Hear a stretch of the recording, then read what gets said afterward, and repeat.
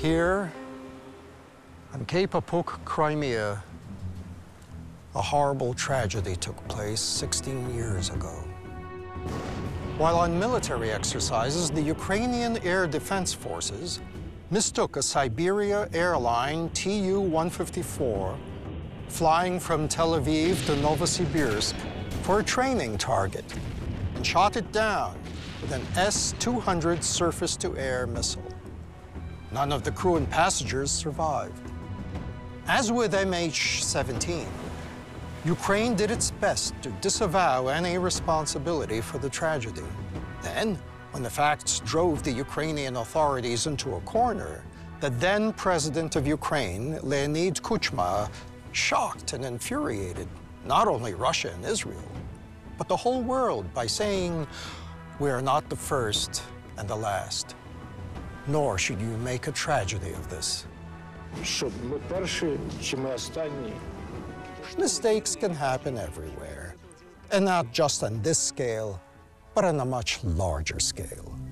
Now, the Ukraine and the West make of the Boeing MH17 accident a more serious tragedy than the forgotten accident with the Siberian aircraft, not because it killed 4 times more people.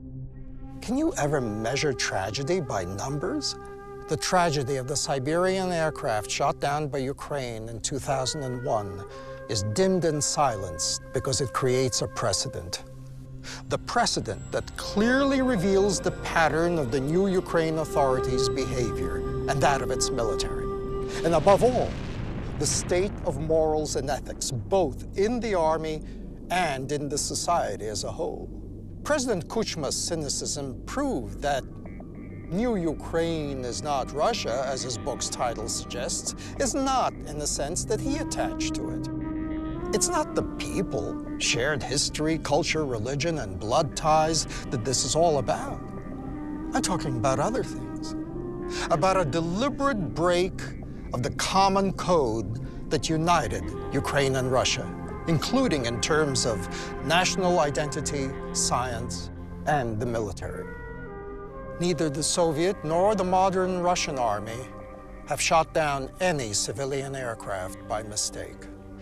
Well, at the peak of the Cold War, there was that tragedy of the Korean Boeing that, through the negligence of its crew, flew into closed USSR airspace and failed to respond to any signals and warning shots.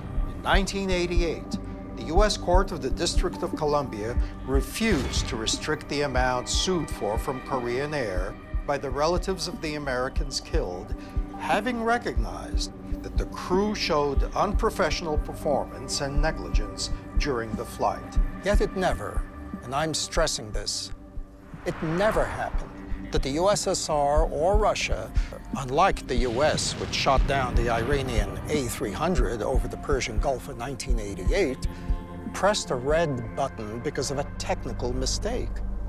It's probably due to the high professionalism of Russian military men in the first place, and especially that of the Russian air defense, that the world, several times standing on the edge of the Third World War, has not stepped over that edge. Let us remember the man who saved the world. In 1983, it was a Russian officer, Stanislav Petrov, the very same Stanislav Petrov who was later awarded a World Citizen Award at UN headquarters for averting nuclear war.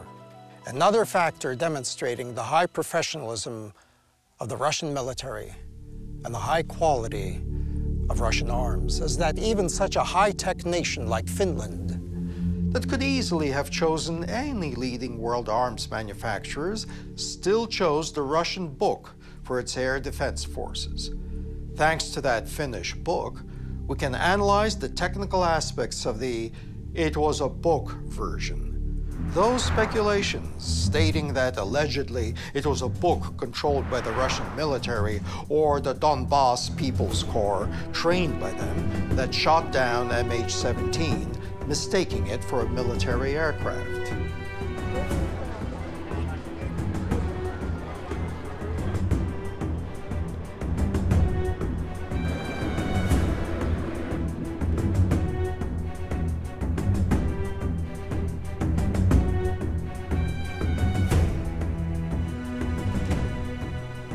I'm a former retired anti-aircraft officer. I was 3 years period. I served as a battalion commander in anti-aircraft regiment in Helsinki, and the main equipment of that battalion was the Buk M1 system.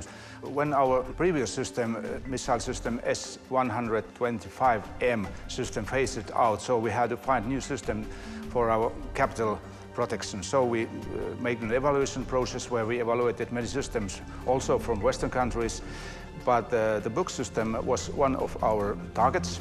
Evaluated Buk system, we can tell that system is very good for us, and the first Buk was delivered in the end of 1996. It got 3 batteries, as we say in Finland, so it means that we have 9 missile launchers. That's the Finnish way to handle the battery. Let's first have a look inside a Buk's controls.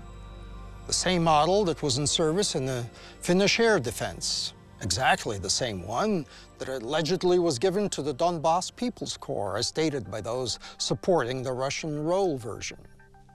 Looks no less sophisticated than any shuttle or Soyuz capsule, doesn't it? Have you ever heard of anyone who would learn to steer a spaceship for a couple of months and become an astronaut? How long did it take the Finnish military, surely amongst the most qualified professionals in the world, to learn how to operate Buks? It's very complex, yes, it is. It's not very easy. In our system, it took for a personnel 1 year time to learn to use this system. Then you are on a basic level, and to a higher level, you have to learn it more, or the system, and make you familiar with the system more and more in training situations. It needs three operators. The leader who pushes the button, and then it's operator 1 and operator 2 who helps the operator 1 and the leader. Our personnel went to Russia for training this system as the former system also. We had cooperation in training and maintaining training also. Our operators went to Perm area, it's Gungur near Ural, where they spent 3 months for the operating training, and after that our specialists went to Smolensk, and I was also there for 3 months training as a maintaining training.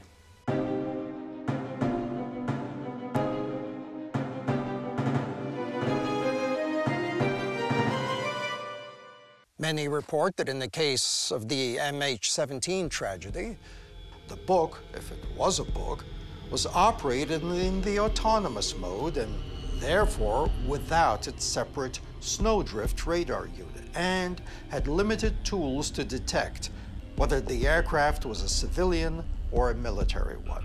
But let's look at the tools available to a Buk crew in the autonomous mode. First of all, Buk has an optical system, a TV optical visor, which can be used by the crew to visually check the target, which is miles away up there in the sky.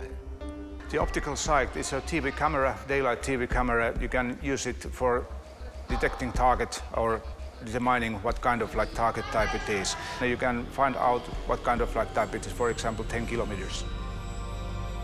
Buk also has an altitude indicator, which would help to distinguish a civilian aircraft from a military jet, as the latter flies at much lower altitudes.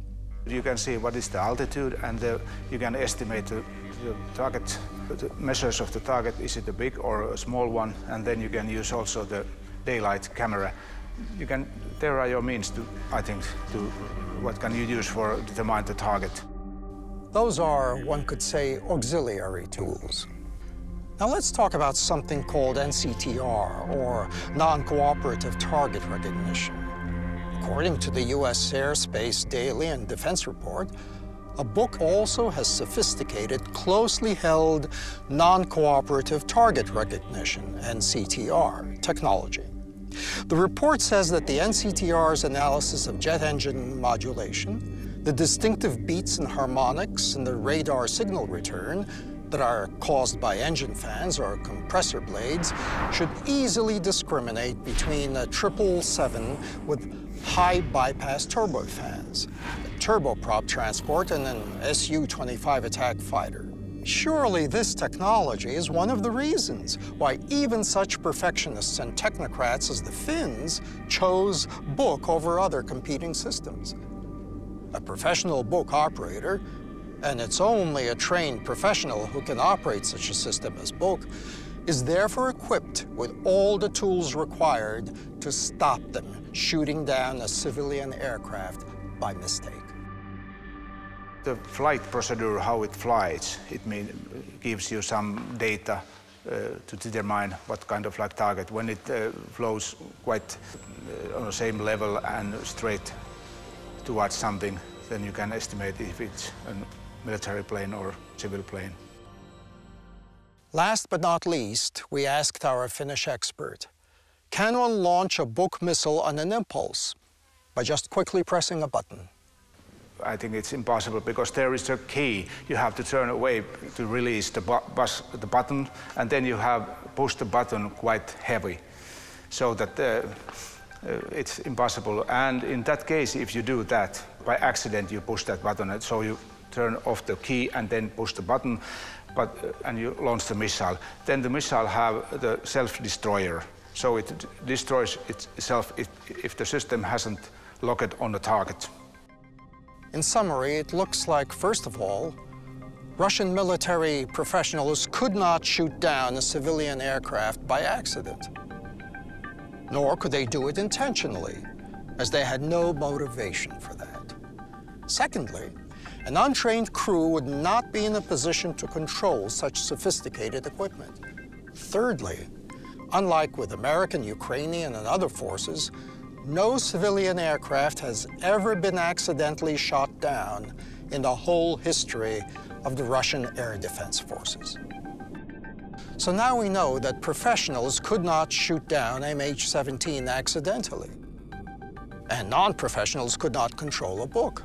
So the role of Russia can no longer be considered to be a fact, even just based on the principle of to whose advantage.